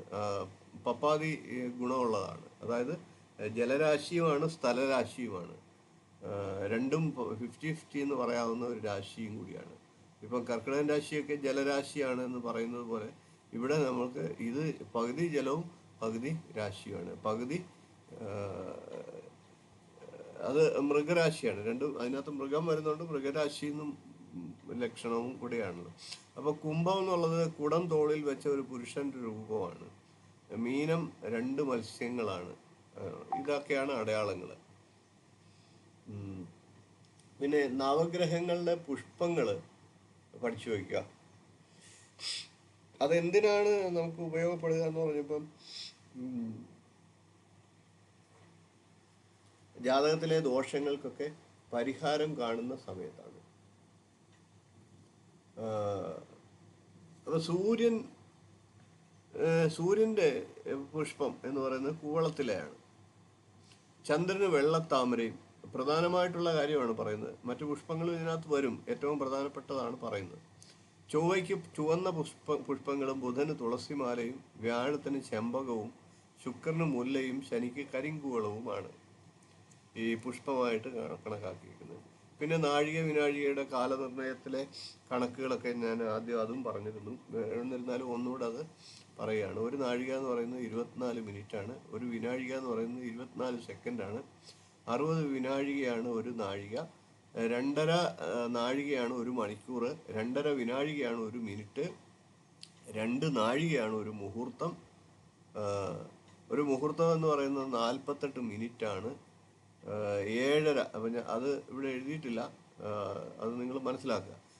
ഒരു മുഹൂർത്തം എന്ന് പറയുന്നത് 2 നാഴികയാണ്. അപ്പം ഒരു നാഴിക എന്ന് പറയുന്നത് 24 മിനിറ്റാണ്. അപ്പം ഒരു മുഹൂർത്തം എന്ന് പറയുന്നത് 48 മിനിറ്റാണ്. അപ്പം നിങ്ങളടുത്ത് ഒരു മുഹൂർത്തം എഴുതാൻ ആൾക്കാർ വരുമ്പോൾ, നമ്മൾ മുഹൂർത്ത വിഷയത്തിലേക്ക് കടന്നിട്ടില്ല, എന്നിരുന്നാലും പറയുകയാണ്. ഒരു മുഹൂർത്തം എന്ന് പറയുന്നത്, പൂർണ്ണ മുഹൂർത്തം എന്ന് പറയുന്നത് 48 മിനിറ്റാണ്. 7.5 നാഴികയാണ് ഒരു യാമം. 60 നാഴികയാണ് ഒരു ദിവസം, അതായത് 24 മണിക്കൂർ. പിന്നെ ഈ കാല നിർണയത്തെക്കുറിച്ച് മനസ്സിലാക്കി വെക്കുക. അതിനായിട്ട് കുറച്ച് കാര്യങ്ങൾ അതിനകത്ത് പറഞ്ഞിട്ടുണ്ട്. ഭാഗവതത്തിൽ പ്രതിപാദിക്കുന്ന അളവാണ് പറഞ്ഞേക്കുന്നത്. കാലനിർണയം എന്ന് പറഞ്ഞാൽ അളവ് എന്നർത്ഥം. 2 പരമാണു കാലം, അതിന് സമം 1 അണു. 3 അണു എന്ന് പറയുന്നത് ഒരു ത്രസരേണു. 3 ത്രസരേണു ഒരു ത്രുടി. 100 ത്രുടിയാണ് ഒരു വേദം. ഒരു വേദം എന്നുള്ളത് ഒരു ലവമാണ്. 3 വേദമാണ് ഒരു ലവം. 3 ലവമാണ് ഒരു നിമിഷം. 3 നിമിഷം ഒരു ക്ഷണം. ക്ഷണനേരം, കാണിനേരം എന്നൊക്കെ, നിമിഷം എന്നൊക്കെ ഉള്ളത് നിങ്ങൾ കേട്ടിട്ടുണ്ടാകും ഒരു പക്ഷേ. നിമിഷം എന്ന് പറഞ്ഞാൽ എന്താണെന്നുള്ളത് നിങ്ങൾക്ക് അത് ഊഹിച്ചെടുക്കാവുന്നേ ഉള്ളൂ. നിമിഷം, 3 നിമിഷം ചേരുന്നതാണ് ഒരു ക്ഷണം. 5 ക്ഷണം ചേരുന്നതാണ് ഒരു കാഷ്ട. 15 കാഷ്ട ചേരുന്നതാണ് ഒരു ലഘുത. 15 ലഘുത ചേരുന്നതാണ് ഒരു നാഴിക. നമ്മളിപ്പോൾ നാഴിക മുതൽ അല്ലെങ്കിൽ വിനാഴിക മുതലാണ് പഠിച്ചത്. അപ്പോൾ ഈ 15 ലഘുത, അതിനു മുമ്പ് തന്നെ എത്ര അളവുകളാണ് നമ്മളുടെ ഭാരതീയമായിട്ടുള്ള ശാസ്ത്രത്തിലുള്ളതെന്നാണ് നമ്മൾ മനസ്സിലാക്കേണ്ടത്. ഒരു സംസ്കാരത്തിലും ഇത്രയധികം വിശാലമായിട്ടുള്ള കാല നിർണയ രീതി, അളവ് പോലെ ഇല്ല. നമുക്കത് ഉറപ്പിച്ച് പറയാൻ പറ്റും. അവർക്ക് കൂടി വന്നു കഴിഞ്ഞാൽ സെൻറ്റിമീറ്റർ, മില്ലിമീറ്റർ എന്ന് താഴോട്ട് ഒന്നോ രണ്ടോ കൂടെ കാണും, അത്രയേ ഉള്ളൂ. പക്ഷേ നമ്മുടെ ഇവിടെ ഇതിന് മുകളിലേക്കും അതുപോലെ വിശാലമായിട്ട് കിടക്കുകയാണ്. ഒരു നാഴിക, 2 നാഴികയാണ് ഒരു മുഹൂർത്തം, 7.5 നാഴികയാണ് ഒരു യാമം, 4 യാമങ്ങൾ ചേരുന്നതാണ് ഒരു പകലും ഒരു രാത്രിയും. ഒരു പകലും ഒരു രാത്രിയും എന്ന് പറയുന്നത് അതിനെയാണ് ഒരു ദിവസം എന്ന് പറയുന്നത്. 15 ദിവസം ചേരുന്നതിന് ഒരു പക്ഷം എന്ന് പറയും, 2 പക്ഷം ചേരുന്നതിന് ഒരു മാസം എന്ന് പറയും, 6 മാസം ചേരുന്നതിന് ഒരു അയനം എന്ന് പറയും. ദക്ഷിണായനം, ഉത്തരായനം എന്ന 2 അയനങ്ങളാണ് ഒരു വർഷത്തിലുള്ളത്. 2 അയനം ചേരുന്നതാണ് ഒരു വർഷം. ഇങ്ങനെ 4800 സംവത്സരം ചേരുന്നതാണ് ഒരു കൃതയുഗം. അത് 4800 വർഷം ചേരുന്നതാണ് ഒരു കൃതയുഗം. 3600 സംവത്സരം ചേരുന്നതാണ് ഒരു ത്രേതായുഗം. 2400 സംവത്സരം ചേരുന്നതാണ് ഒരു ദ്വാപരയുഗം. 1200 സംവത്സരം ചേരുന്നതാണ് ഒരു കലിയുഗം. അപ്പൊ ഇതില് ചതുർയുഗങ്ങൾ, ഈ 4 യുഗങ്ങളെയും കൂടെ ചേർത്തിട്ട് അതിന് ഒരു ചതുർയുഗം എന്ന് പറയും. അങ്ങനെ നിരവധിയായിട്ടുള്ള യുഗങ്ങൾ ഇപ്പോൾ ആവർത്തിച്ചുകൊണ്ടിരിക്കുകയാണെന്നാണ് നമ്മുടെ ശാസ്ത്രം പറയുന്നത്. ഇപ്പോൾ ഏതാണ്ട് 25ാമത്തെ യുഗമാണ് നടക്കുന്നത് എന്നാണ് പറയുന്നത്. അപ്പം ഈ പറഞ്ഞ 4 യുഗങ്ങളെയും കൂടെ ചേർത്ത് ഒരു ചതുർയുഗം എന്ന് പറയും. 12,000 സംവത്സരം ചേരുന്നതാണ് ഒരു ചതുർയുഗം. 1000 ചതുർയുഗം ചേരുന്നതാണ് ബ്രഹ്മാവിൻ്റെ ഒരു പകല്. 1000 ചതുർയുഗം ചേരുന്നത് ബ്രഹ്മാവിൻ്റെ ഒരു രാത്രി. അപ്പോൾ അതായത് 2000 ചതുർയുഗം ചേർന്നാലേ ബ്രഹ്മാവിന് ഒരു ദിവസമാകുകയുള്ളൂ. 2000 ചതുർയുഗം ചേരുമ്പോൾ ബ്രഹ്മാവിൻ്റെ ഒരു ദിവസം. ബ്രഹ്മാവിൻ്റെ 100 ദിവസമാണ് ബ്രഹ്മാവിൻ്റെ ആയുസ്. ശേഷം പ്രപഞ്ചം ബ്രഹ്മത്തിൽ ലയിക്കുകയും അതിനുശേഷം വീണ്ടും പുനരവതരിക്കുകയും ചെയ്യുമെന്നാണ് നമ്മളുടെ ശാസ്ത്രം പറയുന്നത്. അപ്പോൾ ഇത് നമ്മൾ ജ്യോതിഷം പഠിക്കുന്നവർ ഇതൊക്കെ മനസ്സിലാക്കിയിരിക്കുക എന്നുള്ളതാണ്. അപ്പം 100 ദിവസമാണ് ബ്രഹ്മാവിൻ്റെ ആയുസ്. അപ്പം അതിനുശേഷം വീണ്ടും ഇത് ബ്രഹ്മത്തിൽ ലയിക്കുക, പരബ്രഹ്മത്തിൽ ലയിച്ചതിന് ശേഷം വീണ്ടും ഇത് ആരംഭിക്കും എന്നുള്ളതാണ്. പിന്നെ നമുക്ക് ഇതിനകത്ത് നോട്ടിൽ തന്നിരിക്കുന്ന ആഴ്ച ഫലം, വാരഫലം എന്നുള്ള കാര്യമാണ്. ഈ വാരഫലം എന്ന് പറയുന്നത് ഓരോ ഞായറാഴ്ച മുതൽ ഉള്ളത്. അത് ഞായറാഴ്ച ജനിക്കുന്ന ഒരാൾക്ക് എന്താണ് ഫലം എന്നുള്ളത് പ്രത്യേകം പറഞ്ഞിട്ടുണ്ട്. അതൊക്കെ പിന്നീട് നമ്മൾ ശ്ലോകം പഠിക്കുമ്പോൾ ആ ശ്ലോകം ഞാൻ ഡീറ്റെയിൽ ആയിട്ട് നിങ്ങൾക്ക് ശ്ലോകത്തിൻ്റെ അർത്ഥസഹിതം പറഞ്ഞ് മനസ്സിലാക്കുക. ഇപ്പം നമ്മൾ ഈ ഗദ്യരൂപത്തിലുള്ളത് പഠിച്ചു വയ്ക്കുക, വായിച്ച് മനസ്സിലാക്കി വെക്കുക. ഫലം പറയാൻ നിങ്ങൾക്ക് ഉപകരിക്കും. അപ്പോൾ അതായത് ഞായറാഴ്ച ജനിക്കുമ്പോൾ സൂര്യൻ്റെ സ്വാധീനമുള്ള ദിവസമാണ് ഞായറാഴ്ച. അപ്പോൾ സൂര്യൻ്റെ ഫലങ്ങളാണ് ഞായറാഴ്ച ജനിക്കുന്ന ഒരാൾക്ക്, ദിവസത്തിൽ ജനിക്കുന്ന ഒരാൾക്ക് ഫലമായിട്ട് പറയേണ്ടത്. അവർ ആരോഗ്യ ദൃഢഗാത്രരായിരിക്കും, ഭൗതിക നേട്ടങ്ങൾ ഉണ്ടാകുന്നവരായിരിക്കും, ആത്മീയതയിലൊക്കെ താല്പര്യം കൂടുതലുള്ളവരായിരിക്കും, ഞായറാഴ്ച ജനിച്ചാൽ സാഹസ പ്രവർത്തനങ്ങളിലൊക്കെ ഏർപ്പെടുന്നവരായിരിക്കും, ജീവിത സഖിയോട് പ്രത്യേക താല്പര്യമുള്ളവരായിരിക്കും, പ്രായോഗിക ബുദ്ധി പ്രയോഗിക്കുന്നവരായിരിക്കും, മത്സരങ്ങളിൽ ഏർപ്പെടുക, ദാനധർമ്മങ്ങൾ ചെയ്യുക എന്നിവയെല്ലാം ഇവരുടെ പ്രത്യേകതകളായിരിക്കും. ഇങ്ങനെയൊക്കെയാണ് ഈ ഞായറാഴ്ച ജനിച്ചാലുള്ള ഫലം. അതുപോലെ തന്നെ ബാക്കിയുള്ള ദിവസങ്ങളിലെല്ലാം ഫലം പറഞ്ഞിട്ടുണ്ട്. അത് നിങ്ങൾ തന്നെ വായിച്ച് മനസ്സിലാക്കുക. അപ്പോൾ ഇത്രയും കാര്യങ്ങളാണ് നമുക്ക് ഇന്നത്തെ ദിവസത്തിൽ ഈ പാഠഭാഗം 7 പ്രത്യേകമായിട്ട് പറഞ്ഞിട്ടുള്ളത്. ചന്ദ്രക്രിയ, ചന്ദ്രാവസ്ഥ, ചന്ദ്രവേല ഇത് കണ്ടുപിടിക്കുന്നതിൻ്റെ ഏതാണ്ട് മനസ്സിലാക്കി കാണും എന്ന് വിചാരിക്കുന്നു. നിങ്ങൾ ആ ചന്ദ്രക്രിയ, അതിൻ്റെ നമ്മൾ പറഞ്ഞിട്ടുള്ള വാക്യങ്ങൾ കാണാതെ പഠിക്കുക. ബുദ്ധിമുട്ടാണെങ്കിൽ അത് ഒരു ചാർട്ടായിട്ട് എഴുതി രേഖപ്പെടുത്തി വെക്കുക. എന്നിട്ട് അത് മനസ്സിലാക്കുക. അങ്ങനെ ഒന്ന് ക്രിയകൾ ചെയ്തു നോക്കിയിട്ട് അത് കണ്ടുപിടിക്കുക. ഞാൻ അതിൻ്റെ വീഡിയോ ഷെയർ ചെയ്യാം. അന്നേരം നിങ്ങൾക്ക് അത് ഡീറ്റെയിൽ ആയിട്ട് കുറച്ചുകൂടെ മനസ്സിലാകും. ഇത് പഠിച്ചു വയ്ക്കുക. അപ്പം എന്തായാലും ഞാൻ ഇതിനകത്ത് നമ്മൾ 15ഓളം പേര് ഗ്രൂപ്പിലുണ്ട്. പലരും ആക്റ്റീവ് അല്ലാത്തവരെ നമുക്ക് മാറ്റിക്കൊണ്ട് കാര്യം ഗ്രൂപ്പ് ഒന്ന് സജീവമാക്കുകയും കൂടെ ചെയ്യുക എന്നുള്ളതാണ്. ഞാൻ ക്ലാസ്സിൽ വരുന്നവരോട് മാത്രം പറഞ്ഞിട്ട് കാര്യമില്ലല്ലോ. അതായത് ഒരു വിദ്യാർത്ഥി ലക്ഷണം പറയുന്ന കൂട്ടത്തിൽ വിദ്യാർത്ഥി ലക്ഷണം പറയുന്നത് ആചാര്യാത് പാദം, വിദ്യാർത്ഥി ലക്ഷണമല്ല, ഒരു വിദ്യാർത്ഥി എങ്ങനെയാണ് പഠിക്കേണ്ടതെന്ന് പറയുമ്പോൾ വിദ്യാർത്ഥി ലക്ഷണം പറയുക എന്ന് പറയുന്നത്, വിദ്യാർത്ഥി ലക്ഷണം അങ്ങനെ ഒരു ലക്ഷണം പറയുന്നുണ്ട്. നിങ്ങൾക്ക് പലർക്കും അറിയാവുന്നതായിരിക്കും. ഇത്രയൊക്കെ ആത്മീയ കാര്യങ്ങളിലും ജ്യോതിഷം പഠിക്കാൻ താല്പര്യം കാണിച്ചവർക്ക് അതൊക്കെ ഒരു പക്ഷേ അറിയാമായിരിക്കും. കാക കാകദൃഷ്ടി ഭഗധ്യാനം എന്ന് തുടങ്ങുന്ന ഒരു ശ്ലോകമുണ്ട്. ശ്വാന ശ്വാന ഞാനത് പെട്ടെന്ന് ഓർക്കുന്നില്ല. കാകദൃഷ്ടി എന്ന് പറയുന്ന പോലെ വിദ്യാർത്ഥികൾ എങ്ങനെയാണ് അവർക്ക് പഠനം സാധ്യമാകുന്നത് എന്നൊരു പ്രമാണമുണ്ട്.